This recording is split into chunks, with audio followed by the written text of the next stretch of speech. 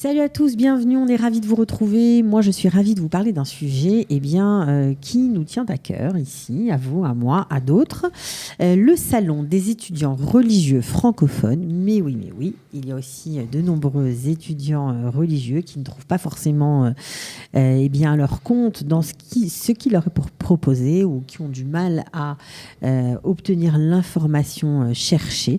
Alors, le CNEF a pris en charge le dossier et organise un salon pilote. C'est une première, ce sera le 28 mai 2018.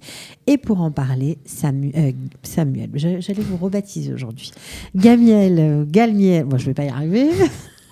Gamliel, c'est ça? Non, on va pas recommencer, on continue. Bon. Gamliel Gotchel, voilà. Bonjour Cathy. C'est un prénom difficile à prononcer, il faut dire aussi. Pas de problème. On va prendre l'habitude. Vous prenez l'habitude. Bon. Donc, ce salon des étudiants religieux francophones, pourquoi l'avoir organisé ? Bonjour Cathy. Alors, c'est vrai que le salon religieux francophone, c'est une première qu'on organise au CNEF. C'est un pilote, sous l'initiative aussi de la Ravaya israélite, avec lesquels on a eu une réflexion. Suite à... Mais ils sont partout, la Ravaya israélite. Ils organisent pas mal de programmes Massa, dont certains programmes justement religieux. Et nous, en parallèle, on est en contact avec beaucoup, voire tous les programmes Massa francophones. Et on s'est rendu compte dans notre salon des études qui a eu lieu le 12 mars dernier que, on va dire, la population plus Haredi ou plus religieux, même n'était pas présente. Donc on s'est dit, on va pas les laisser tomber. Et donc en haut de réflexion, on s'est dit, on va pas attendre l'année prochaine pour leur donner peut-être un premier répondant ou une première réponse, en essayant d'organiser un salon pour ce public-là. Ça veut dire qu'il y a des programmes Massa exclusivement pour les Haredi, pour les orthodoxes ? Oui, Massa, on peut le faire sur tous les points. On peut le faire dans un kibbutz, on peut le faire, etc. Et il y a des programmes de Massa dans des yeshivot ou des midrashot ou des séminaires. Et donc, ces personnes, ces jeunes-là, en général, ne sont pas venus au dernier sont pas venus au dernier salon. Bon, en même temps, peut-être que c'était pas tellement dans l'air du temps de faire des études ou avoir une formation, on va dire X, Y, Z, peu importe, mais peut-être que les temps changent aussi. C'est vrai que de prime abord, je pense que quand même le plus francophone religieux ou pas religieux, il se pose des questions sur la suite. Ils envisagent peut-être pas une carrière au collège, du moins quand ils arrivent à 18 ans, peut-être par la suite ils se trouvent une vocation là-dedans. Mais en tout cas, sur les questions de venir trouver quelle formation ou quelles études, ils n'ont pas été présents. Peut-être parce que c'était à Tel Aviv, au niveau logistique, c'était peut-être plus compliqué. Oui, peut-être que c'était ça ne leur parlait pas. Ils n'arrivaient pas à s'identifier à ce que vous avez proposé, tout simplement. Exactement. On avait effectivement aussi certains instituts académiques qui présentent des études religieuses qui n'étaient pas présents justement au mois de mars, pour aussi d'autres raisons. Donc au final, manquait pas mal de représentation de ce public-là, et voilà la naissance de ce projet. Vous vous êtes dit, on va y remédier. Donc vous ne savez pas du tout combien de monde vont être présents. Vous allez faire ça à Jérusalem, Rehov Hillel, dans la salle Harmonie. Donc il y aura un moment pour les filles, un moment pour les garçons. Voilà, exactement. Je pense que c'est une des réponses, ou souvent un des arguments, même des autres années, que certains programmes de yeshivot ou de midrashot nous disent, nous, on ne veut pas vous envoyer nos élèves dans ces salons-là qu'on organise habituellement, parce qu'il y a la mixité. Donc, si déjà on organise un salon pour ce public-là, alors on va répondre à une demande qui est de faire un créneau horaire 14h-16h pour les filles et 16h30, 18h30 pour les garçons. Alors, quand vous dites mixité, c'est important d'insister parce que ce n'est pas en tout cas un salon pour les orthodoxes, mais tout simplement pour le public religieux qui cherche une mixité, une non-mixité dans les études ou dans les formations. Exactement. C'est tout. Après, il n'y a pas de... Non, exactement. C'est le seul critère commun, en fait. Exactement. C'est la non-mixité. C'est la non-mixité. C'est vrai qu'en France, on est moins habitué à ce type de sectorisation. Bon, c'est la réalité israélienne de mettre Haredi, Dati, Chiloni dans des cases à part. De mettre des cases. Il faut des cases ici. Donc, beaucoup de représentations des instituts qui vont venir sont des instituts Haredi. Certains sont plus dans le Dati, mais en général, nous, notre sélection s'est faite sur le fait qu'ils proposent un parcours d'études ou de formation non mixte, séparé filles-garçons, et notre public aussi. Alors, concrètement, Gamliel, qu'est-ce qu'on va trouver dans ce salon et comment ça se subdivise ? Alors d'abord, j'ai trouvé une bonne réponse, un répondant assez positif et rapide de pas mal d'instituts qui étaient intéressés par venir. Donc, comme c'est un pilote, on a une salle qui est relativement petite, donc ouais. on n'a pas pu répondre positivement à tout le monde. Donc les premiers arrivés étaient les premiers inscrits, mais principalement on a des formations, des centres de formation professionnelle et des instituts d'études supérieures, des Mirlalot, qui proposent des parcours séparés.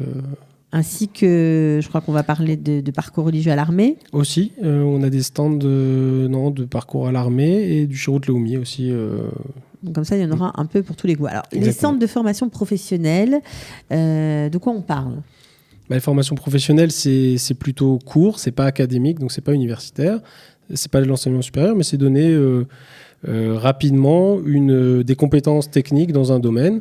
Par exemple, sans faire de pub, mais des domaines dans l'informatique ou des domaines dans la comptabilité ou des choses comme ça qui vont se faire. La médecine douce. Architecture d'intérieur, par exemple. Architecture d'intérieur, c'est déjà un niveau au-dessus, c'est l'équivalent d'un BTS. Donc, c'est entre l'académique, si on veut, et la formation professionnelle, parce que c'est quand même 2 ans d'études, alors que les formations professionnelles, en général, c'est entre 2-3 mois jusqu'à 1 an, entre 2-3 fois par semaine maximum. Donc c'est plus light. Alors, ce sont des formations qui sont reconnues par le Misrad du Travail, le Misrad Avoda, voilà. Le ministère du Travail, oui. En général, une bonne majorité, voire la totalité des instituts, en tout cas, qui vont être présents, ont leur formation reconnue par le ministère du Travail,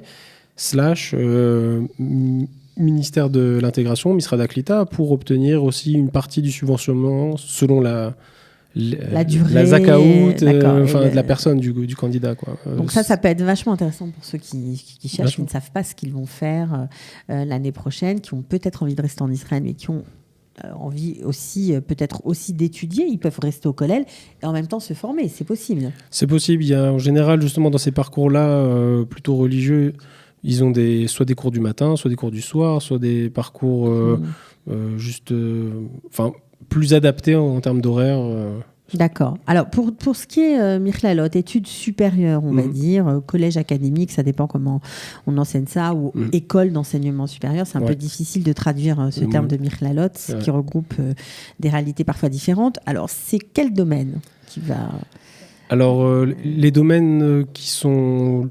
En tout cas, présent dans ce type de filière, on a du Chinour, donc tout ce qui est en rapport avec l'éducation. On a tout ce qui est artiste et aussi architecture à Betzalel. Donc ils seront présents, Betzalel, sur le Alors c'est une salon, filière qui s'appelle chouette, Oman, c'est la branche... pour l'instant, ça n'existe que pour les filles, mais c'est une filière religieuse de Betzalel.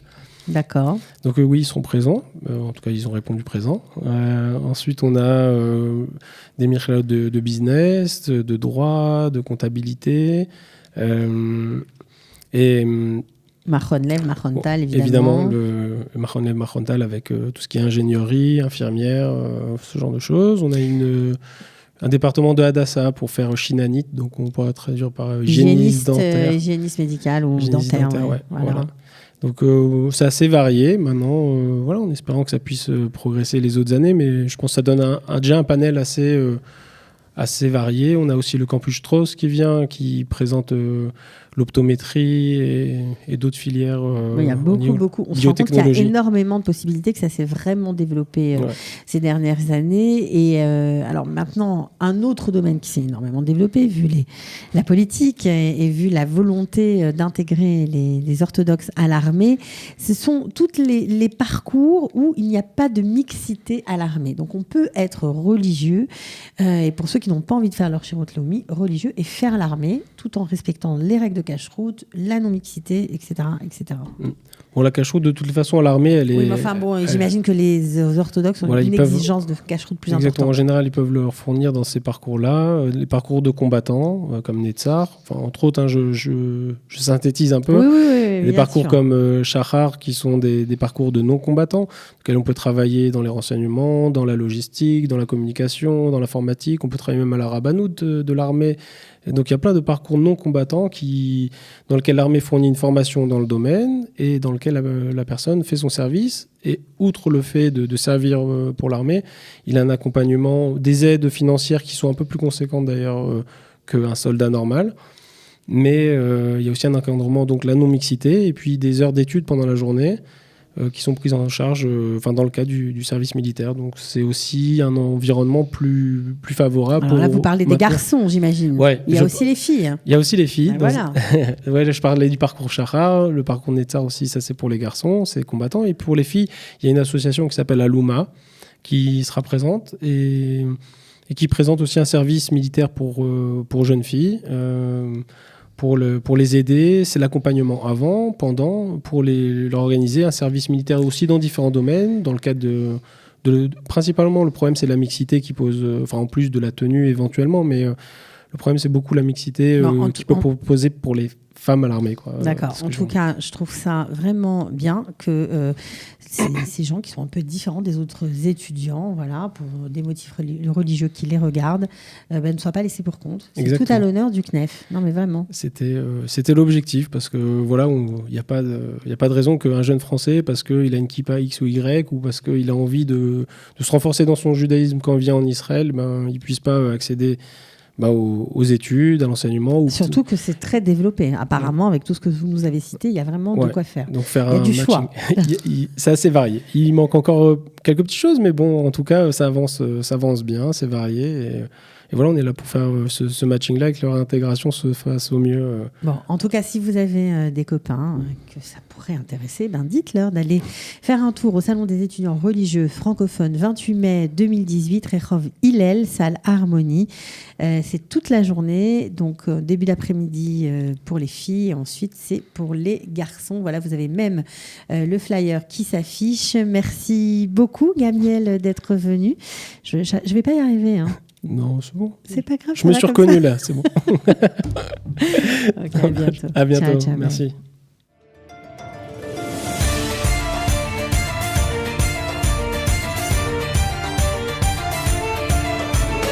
De la générosité, des talents et du cœur, c'est la sauce du jour sur studioqualita.com.